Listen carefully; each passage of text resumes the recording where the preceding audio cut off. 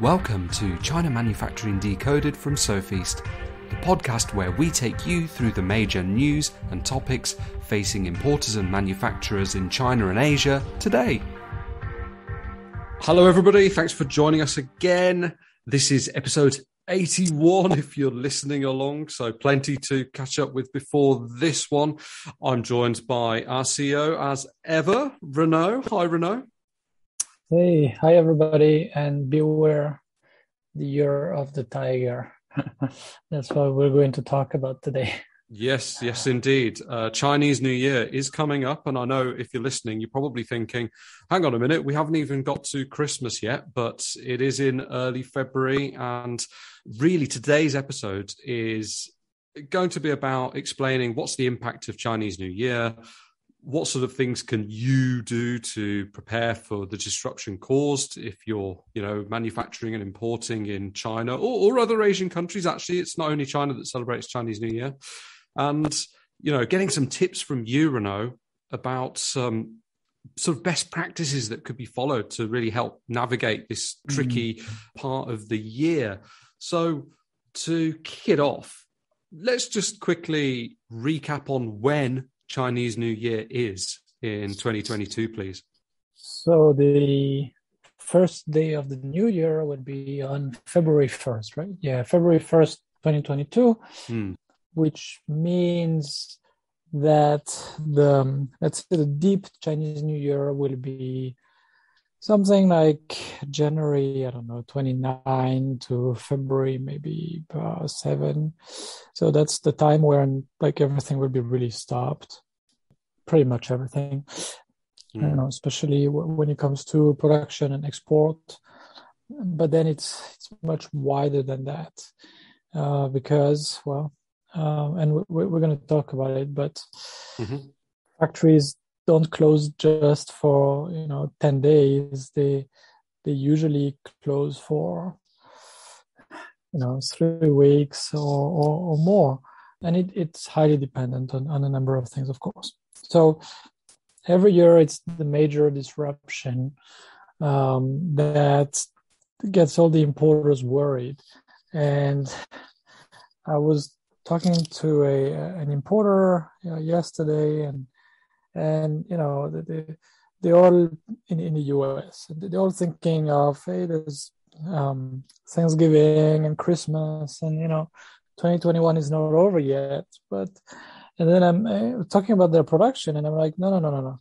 What you need to think of front and center is Chinese New Year, because your production, you're still developing the product. The end of development and okay for production might be given mid-December or might be delayed. So I told them, the best thing can happen is that you pay a lot of attention during your development. You do WeChat calls to make sure they don't send you some prototypes that you then reject and so on, just really to save time, to go fast. Best thing can happen is you say okay early, and they are not too busy, and they can actually get all the components by still in December, and then they can do the assembly, testing, packing early January, and they can ship out. And I told her that's the best scenario. The second best scenario is they can do that for only maybe a third of your order or half of your order. Then, you keep your order, you just tell the factory there's going to be 2 separate deliveries. One you do it ASAP, and the other one you do it in March. And we're going to explain why you don't want to play games with, can it be made like the last thing before Chinese New Year or the first thing right after Chinese New Year? There's just a lot of risk involved here. Yes, yeah, absolutely. I mean, that illustrates the significance, the example that you've given of this holiday on everybody bringing stuff in from China or those parts of Asia where Chinese New Year also has an effect. Japan, I think, is also off. Korea as well. Am I right with that? Vietnam. Yeah, a bunch of East Asian countries follow the Yeah. lunar calendar. Yeah. Mm. So, in terms of preparing, we know when it is, but we don't just say, okay, Chinese New Year, staff are off roughly at the start of February, so we just need to be aware there's going to be a bit of a break then. It's more than that, and it's quite a long process because, as you've mentioned, these factories, they start winding down well before Chinese New Year. Yeah, what happens is there's a lot of migrant workers in China that come to work in factories, in Suzhou, in wherever, in Ningbo, in Xiamen, in Dongguan, in Zhuhai. Okay, there's a lot of migrant workers who go over there, and then these workers, they want to be in their hometown, 回家, go back home. They want to be back in their hometown with their family, and the whole family there is really the most important time of the year during CNY, Chinese New Year. But of course, if you work, say, in Shenzhen and you want to go back to, say, Hubei province, well, it's not like 5 days before Chinese New Year, you go to the train station and you get the train ticket and you just get on the train, because there's millions of people who want to do that. So for flights and train rides and buses and everything, it's always a bit of a stress for them.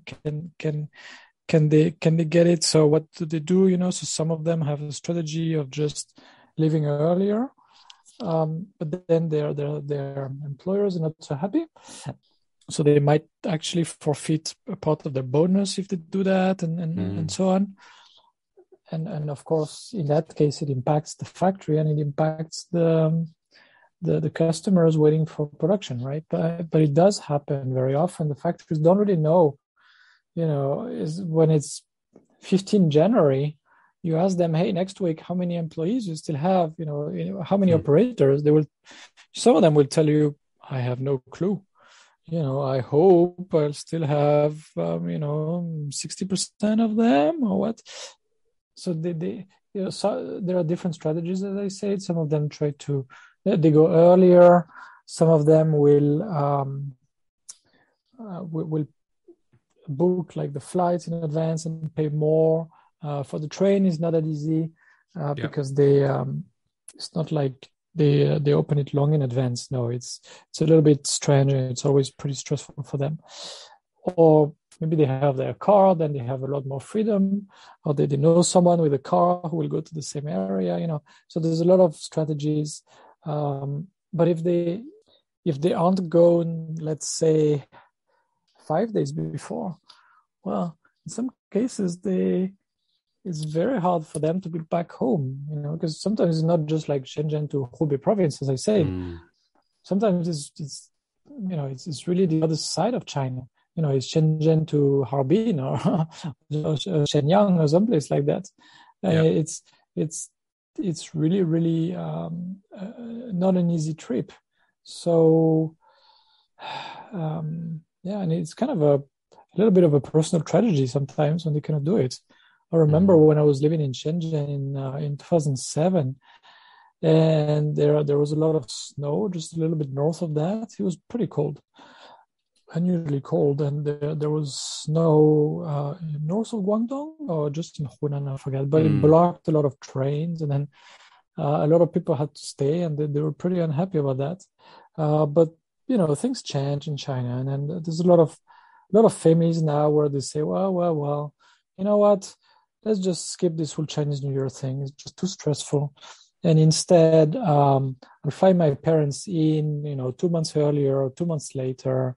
Yeah. We'll have a good time together, no stress, easy, and there's more and more of that. But still, you're in places like Shenzhen or Dongguan where there's a lot of migrant people coming from other places. You're there during Chinese New Year, in what I call deep Chinese New Year. There's really not that many people. It's pretty quiet. pretty quiet. Yes, it's a strange time of year when you're in Shenzhen, a city of how many millions of people? Is it 20 odd million or something? And there's just nobody there. There's the odd person in a convenience store or something, but on the streets there's nothing, and it's really strange to be in an empty city. But the points you're making are very valid, because when you're sitting, say, in the West and you're listening to this about China, and you're thinking, well, hang on a minute, for Christmas, maybe we finish a day or so early, and then we're back after a few days. But the scale of the distances that these people need to travel, and also the fact that they don't have many holidays in China. Often these migrant workers, they don't go home maybe once a year, maybe twice. So it's a very, very big deal for them.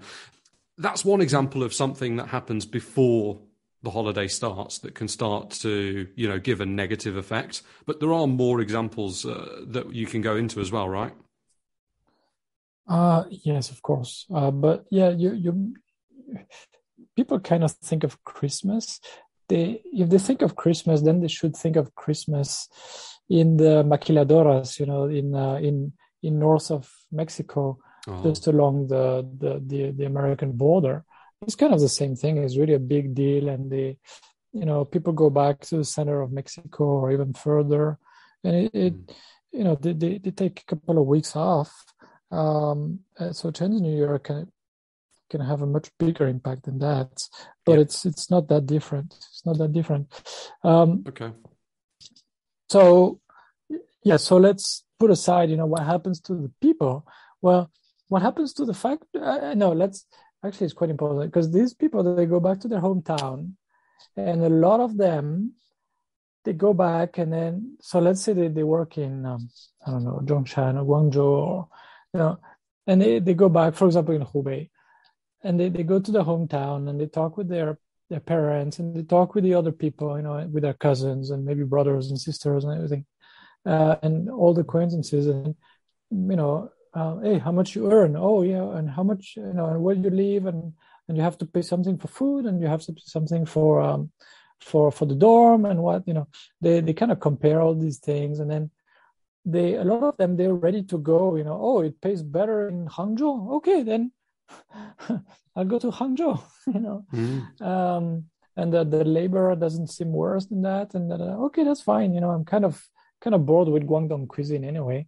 I'll go over there, and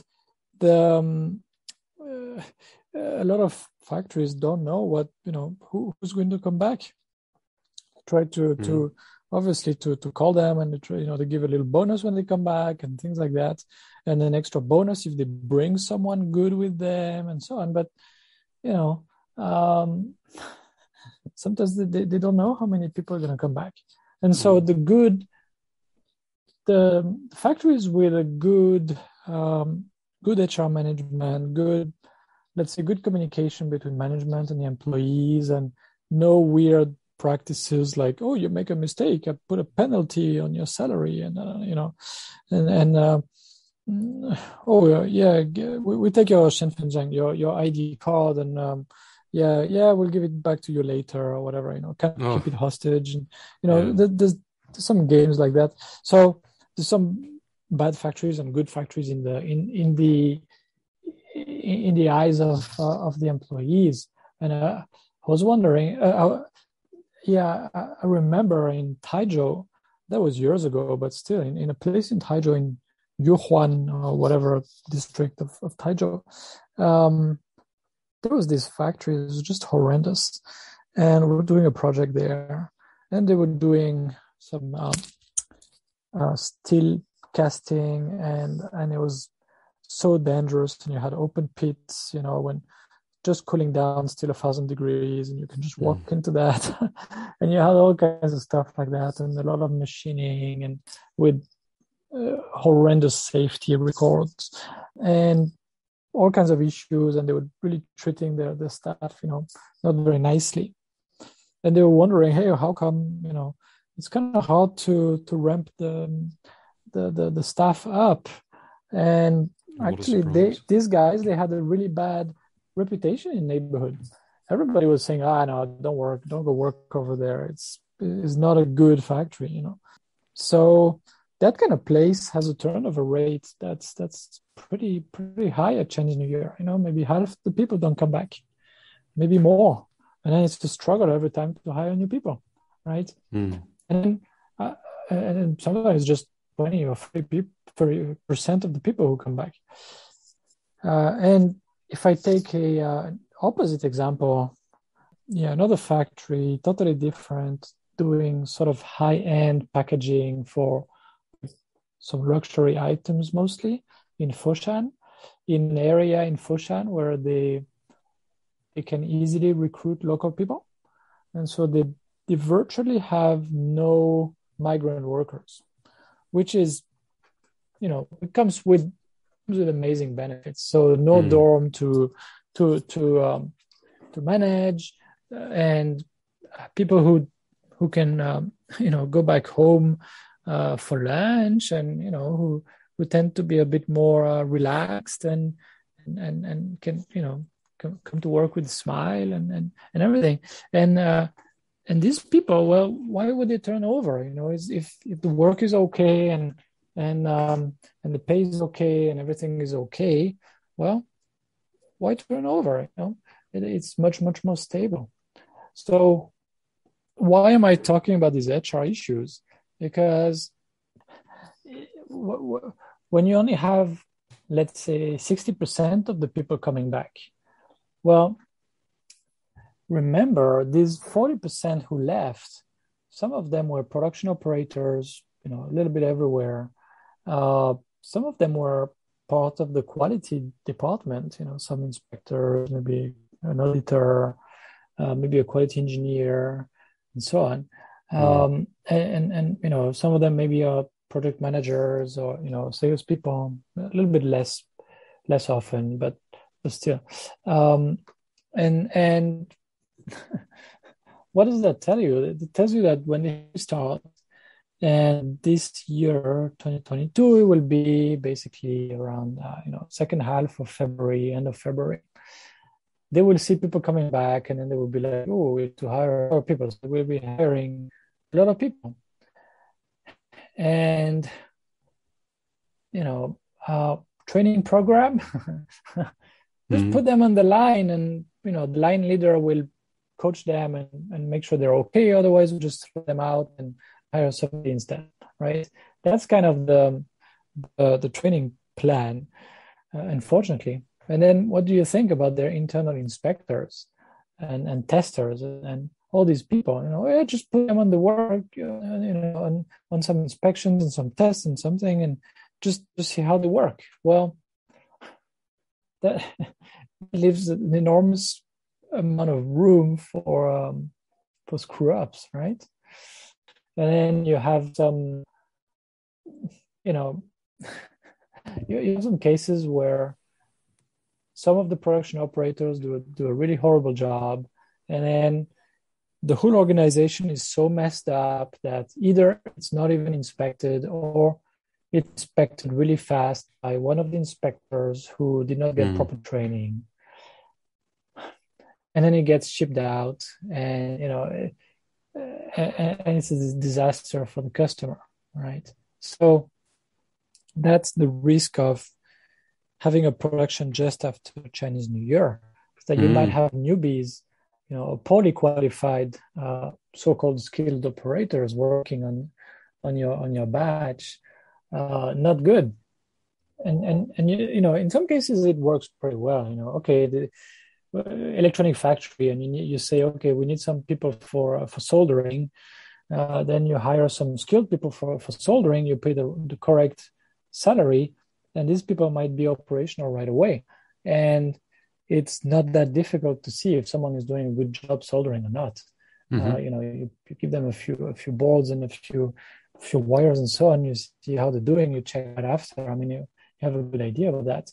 There might be some other issues, like they really don't want to check their own work, or some like behavior issues, or they just can't stay seated on at the station consistently until the break for going to pee or something. There might be some weird behavior issues, but this tends to be dealt with. I mean, Chinese people, can be put in line rather easily in general.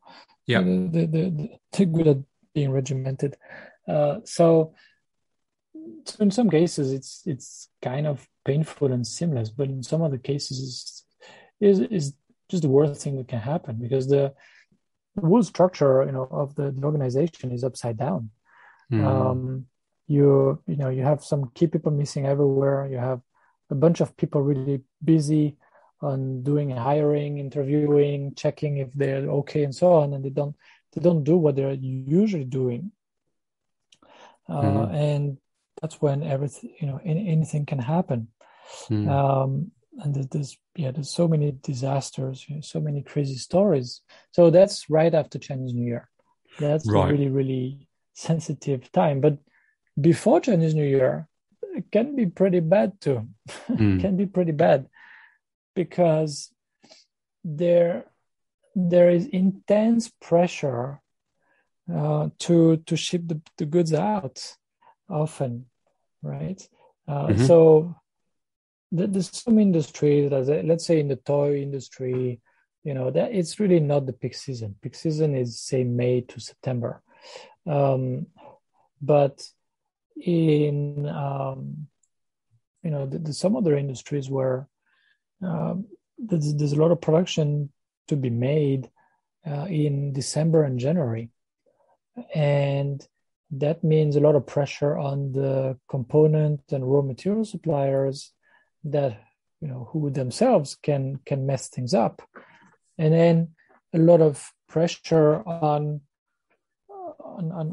the processing, the fabrication suppliers and the assembly suppliers, and they really want to ship it out, to keep their customers relatively happy, but also to get paid. Or otherwise, they put the money down for the components and raw materials and packing accessories and everything, and then everything, all of this sits on the factory floor during Chinese New Year, during the break, and they have to pay the bonus to the staff, and then they need maybe to finish it all and pack it and ship it after Chinese New Year, and finally they can get the rest of the payment. This is not good. They want to ship it out. So it's kind of good luck to just be finished nicely and sort of clean your house, right? Before the new year. So they really want that. So what happens is they put enormous pressure on everybody to rush it out. And it's really, the word is to rush. And when it's rushed out, well, what do you think happens? Again, oh, well, we didn't do a great job on that. Well, if we are late, they will notice. If quality is so, they might not notice. Yeah, take a chance, whatever. So there's this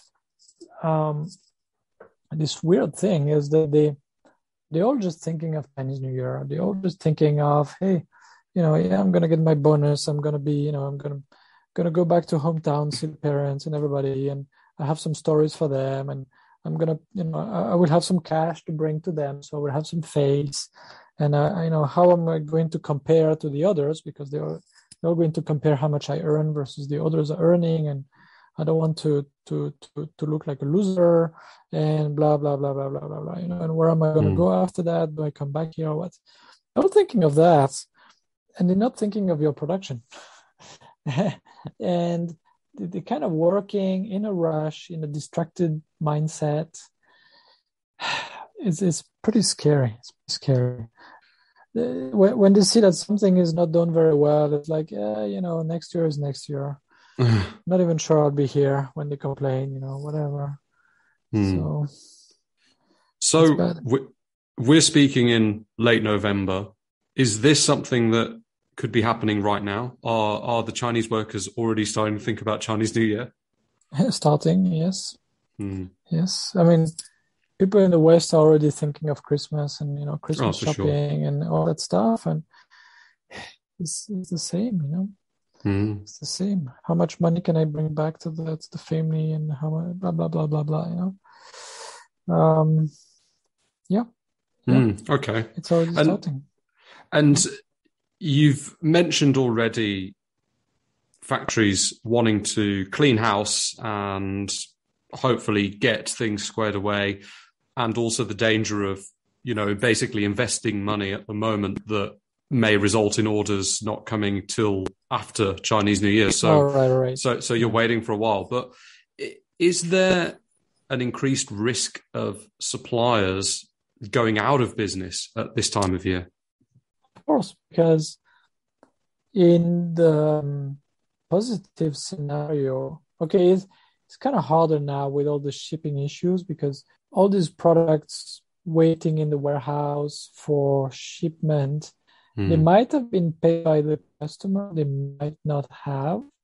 So in many cases, they get paid even though it was not shipped, because suppliers just say, hey, look, I mean, I need some cash to get going. But it's not always the case. So it makes things a little bit more complicated. It's a special challenge in Europe, let's say. But the general truth is that if they look at their bank account and the cash they have on hand, and the boss thinks, well, next year is going to be horrible, whatever reason, I'm losing this big customer. I've squeezed these suppliers too much. They don't even want to work with me, and I owe them a lot of money. So, they're probably going to send some goons to frighten me next year to force me to pay them, and blah blah blah blah. The government is breathing down my neck. They say I pollute too much here. There's a lot of focus on my painting process and right. So if they're in that state of mind, but they see that they have a nice cash balance, well, it's kind of tempting for them to just, let's say, disappear suddenly with the cash and go somewhere, just be forgotten somewhere in the countryside, somewhere in deep China. That was relatively common, and I'm wondering if it's becoming less common, because I heard fewer stories like this. That's kind of a question mark in my mind. I'm not sure. Okay, but that's a risk. Well, I know that the government in China has become more stringent about collecting tax from everybody. So certainly in the case of these manufacturers who, shut it all down and try and disappear, if they're owing the government, I imagine that they're certainly going after them zealously. So maybe it is becoming less these days. Yeah, more zealously. Yes. But then what does it mean for buyers? It means that if you send an advance payment, or if you have some production going on that hasn't been shipped, is not fully ready or whatever, Chinese New Year is the time when your supplier might just disappear. Yeah. Right? And that's scary. And then if they don't pay their workforce, well, and if your products and maybe even your tooling is at the factory, you are not getting anywhere close to the factory. They might even take you hostage to extract some more money. It can become a mob of angry ex-employees. And what's going to happen to your products? If they can find a way to sell them, they will find a way to sell them. If they can find a way to scrap them to make 5 cents on the dollar, they will do it. Same thing with your tooling. Yeah. Right? So be careful with that. And so all the more reason to get your supplier who's got your tooling used to you pulling it out between productions. Yes. So if you have expensive tooling, or you really don't trust your supplier, they might use your tooling between two runs that making for you.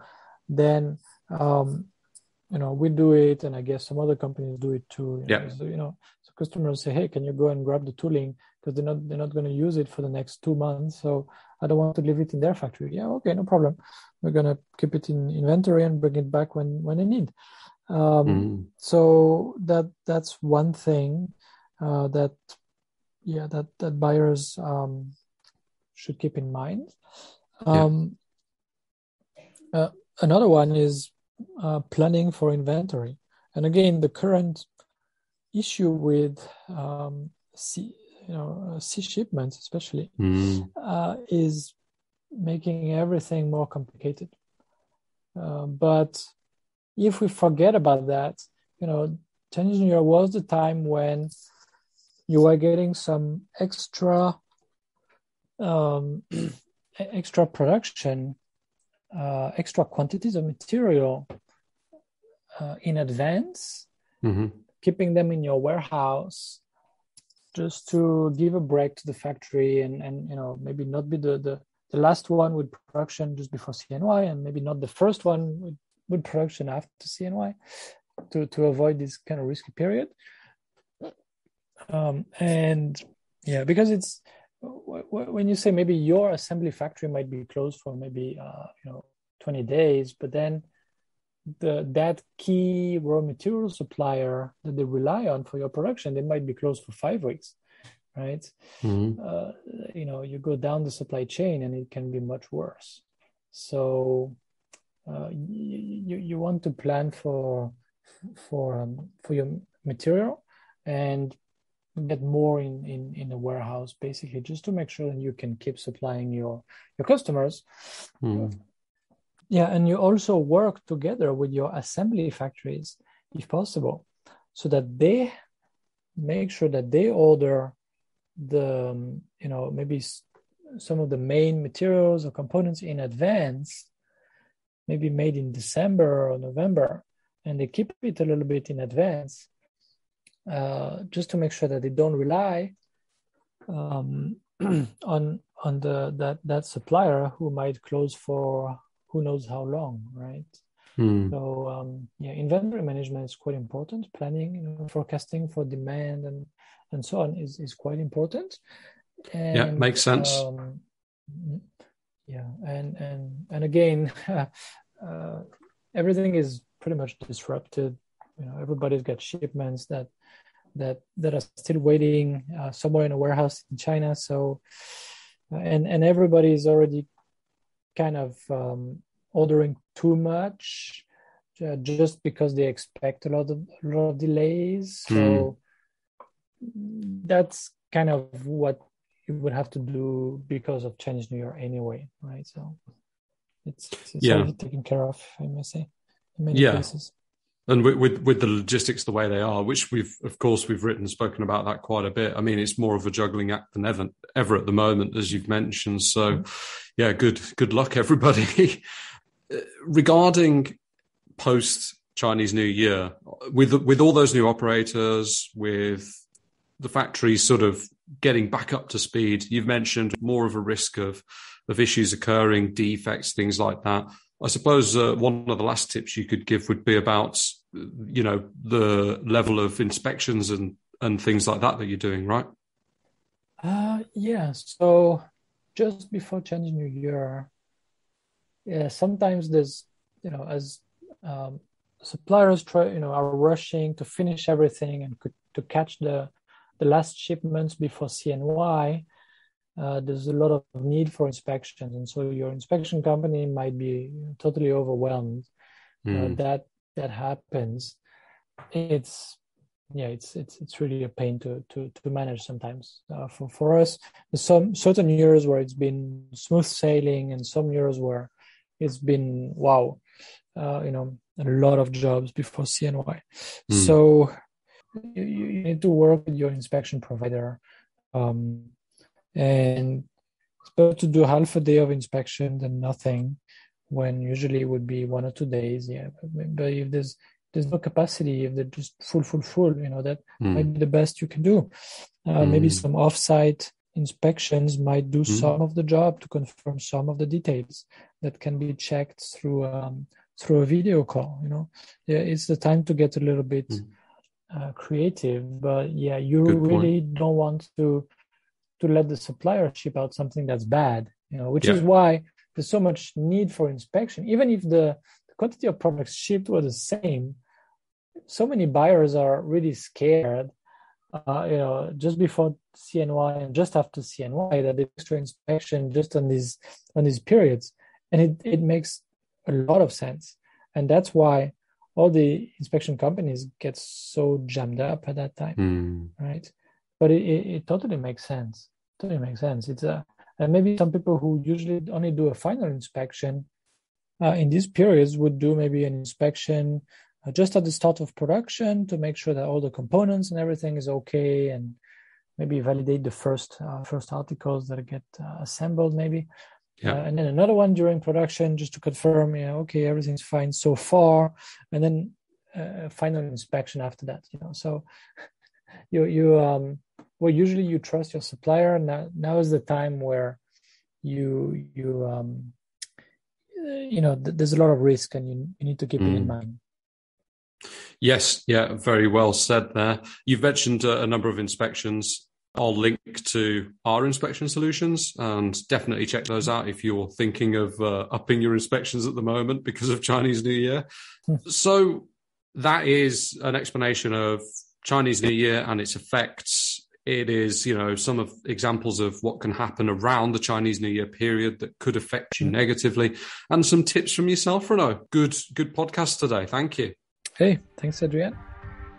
Thanks again for listening to this podcast brought to you by the Sofeast Group.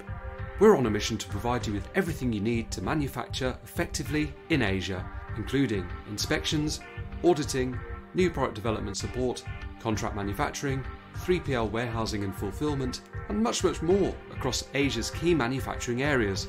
Visit us at sofeast.com, that's SOFEAST.com, to learn more and get help.